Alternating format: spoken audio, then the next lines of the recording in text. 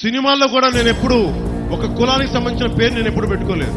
అంత బలమైన వ్యక్తితో నాకు సినిమా వరకు వ్యక్తిపరంగా నా జీవితంలో ఎప్పుడు కులాన్ని దాటే ఉంది. నా జీవితం, నా స్నేహితులు కానీ, నా వ్యక్తిగత జీవితంలో కానీ.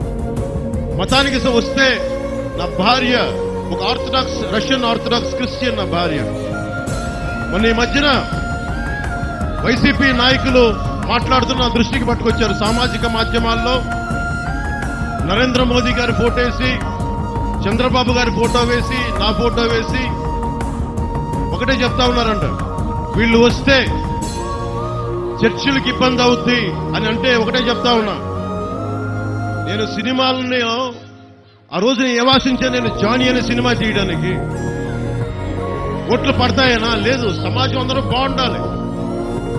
ఎంతసేపు హీరోలు ఒక మతం నుంచే కాదు, వేరే మతం నుంచి రావాలని కూడా ఆలోచించాం. అందుకే జానీ అని పెట్టారు దానికి.